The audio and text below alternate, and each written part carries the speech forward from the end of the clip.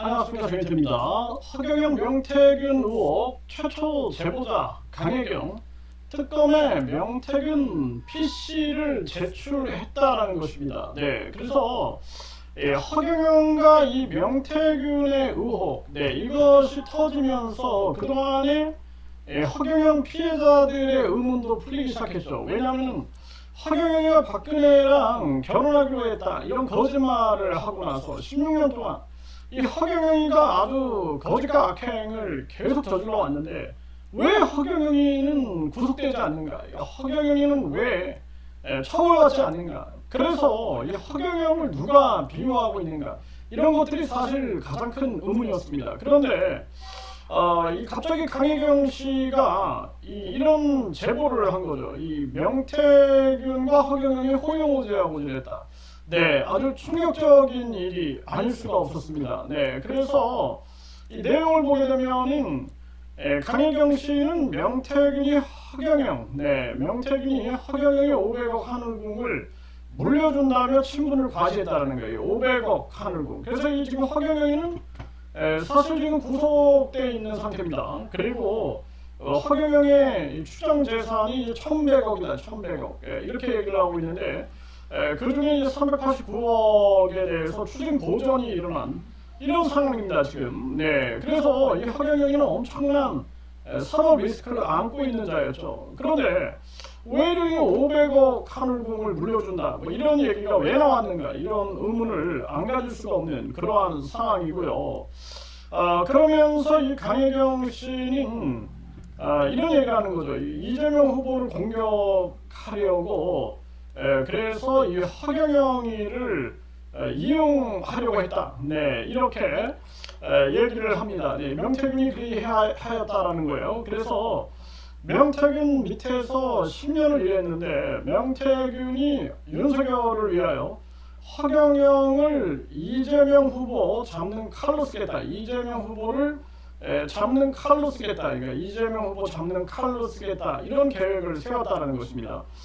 그런데 결국에는 실패했다는 거죠. 왜냐하면 허경영이 5% 이상이 나와야 되는데 언론사에서 설문을 짤 때 허경영 안 넣겠다 이렇게 했다라는 거예요. 그러면서 하늘궁을 방문해가지고 그래서 잠도자기도 했다고 하더라. 네, 이 허경영이 이 명태균과 이렇게 친했다, 이렇게 이제 강혜경 씨는 주장을 한 것입니다. 네, 그러면서 허경영이 이제 하늘궁을 본인에게 물려주겠다 이렇게까지 얘기를 했다, 이렇게 얘기를 한 것입니다. 참 기가 막힌 일이 아닐 수가 없고, 김영선, 이 한나라당 전 대표죠. 이 김영선 같은 경우에도 이제 특검 소환이 임박해 왔다, 일정을 조율하고 있다, 지금 이렇게 나오고 있습니다. 김영선도 검찰 조사에서 이 강혜경 씨와 거의 일치하는 진술을 했어요. 허경영 여론조사 조작 의혹에 대한. 그래서 김영선 같은 경우에도 이제 이 특검 소환이 임박되어 있다. 그 윤상현이 또 등장을 합니다. 윤상현. 네, 그래서 이 허경영 비서실장, 김기봉이가 수시로 그 윤상현을 언급을 합니다. 그리고 뭐 정우택, 이 정우택 국회 부의장, 부의장과 이 통화하는 녹취록, 그리고 김문수 그 국회의원 전 후보하고 찍은 사진, 뭐 이런 것들이 공개가 되고, 그래서 이 허경영 비서실장이 국힘의 많은 정치인들과 이렇게 유착이 되어 있는 게 아닌가.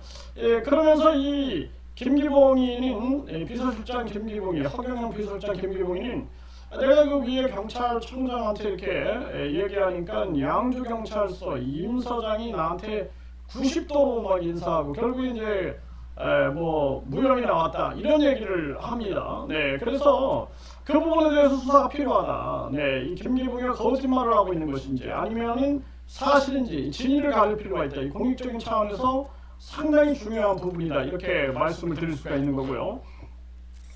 네, 그래서 지금 강혜경 씨가 이제 어제 명태균 PC 등 특검에 이미 제출을 했다라는 거예요. 진실을 밝혀 달라 이렇게 얘기한 거죠. 그러면서 명태균 소유 PC, 그리고 강씨 소유 하드디스크, SSD, 그리고 여론조사 분석자료 미래한국연구소, 그리고 계좌 거래 내역, 그리고 강 씨와 김영선 전 의원이 사용한 휴대전화 등이 포함이 됐다라는 것입니다.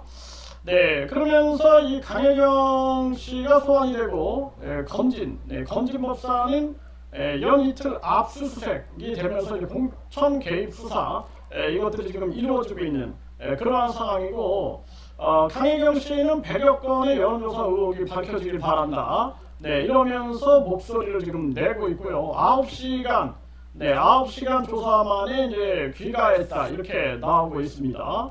네, 그러면서 이제 국힘 공천에 윤상현이 결정했고 이준석 관여가 있다 이렇게 얘기를 하고 있는 그러한 상황입니다.